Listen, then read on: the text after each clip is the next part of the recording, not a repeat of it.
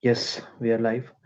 Hello everyone, welcome to my channel, Business Learnings. In this video, I'll talk about what could India do to uh, to curb this slowdown, to get ahead of it, or at least to start India growing again at the pace at which it was earlier growing. Uh, so, as you know, today is 15th of October, and yesterday HUL, Hindustan Unilever, it declared its earnings for the second quarter, uh, which is from July to September, July, August, September, and its profits were up by 21%.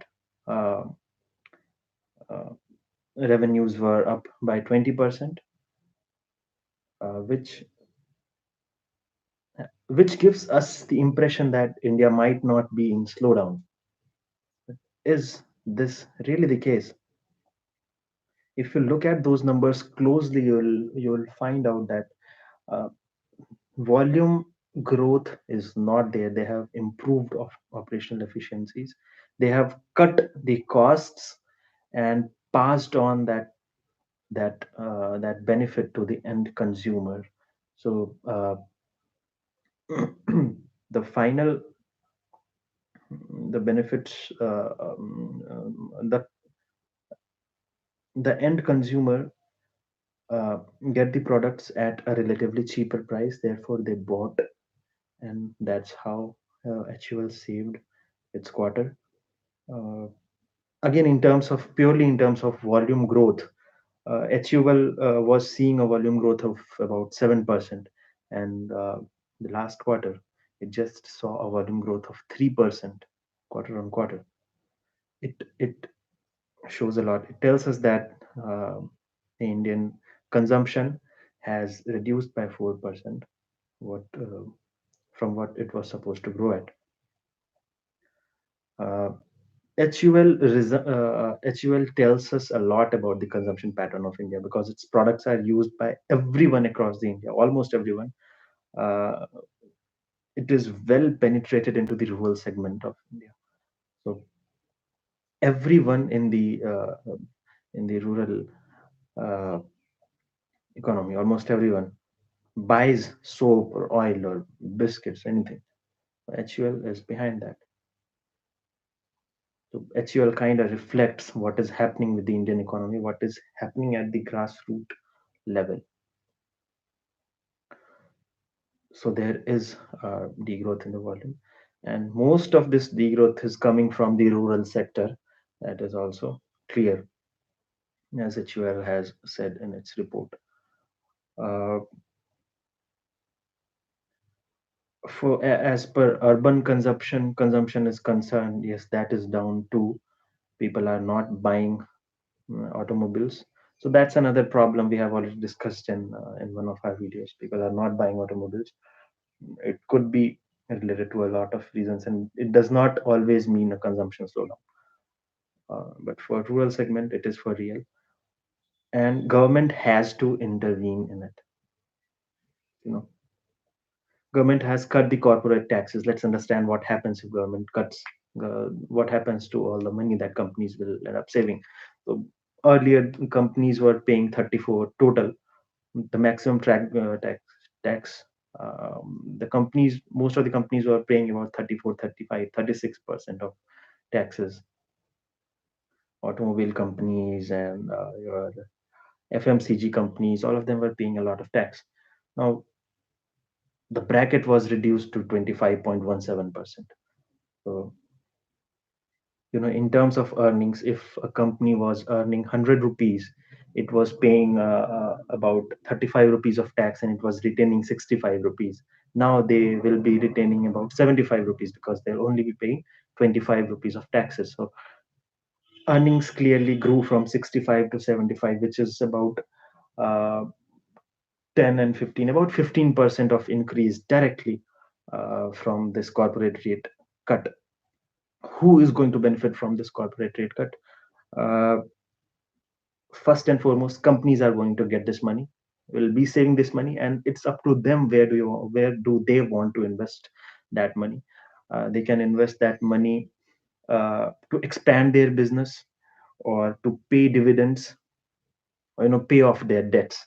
If they pay dividends, rural people do not care because they do not own shares in these companies. The money is not going to them. Second, uh, yes, the companies might also decide to cut the prices. uh, might be possible. Actually, for in case of HUL, what we saw was the prices in commodities saw a fall, and that benefit was passed on to the end consumer, and that's what saved HUL's quarter. uh, if the companies decide to invest, open up new plants with the excess money that they will be saving with the taxes, uh, that can lead to growth in jobs. But is that what we need right now? The situation right now is people are not consuming, people are not buying. Why are they not buying?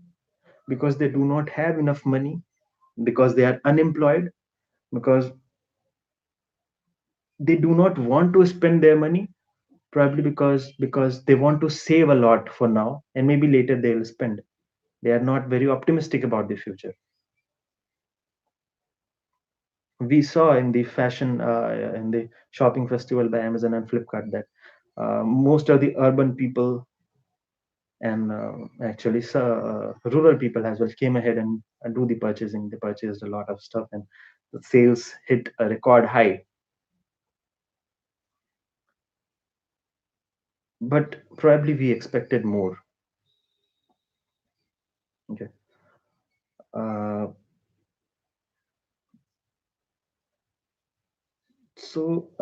the key problem here is that the rural people are not getting money in hand.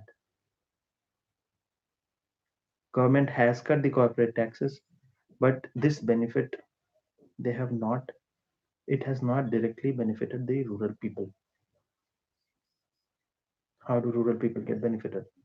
You'll ask me. Several ways. Nature can help them. If the monsoon is good, uh,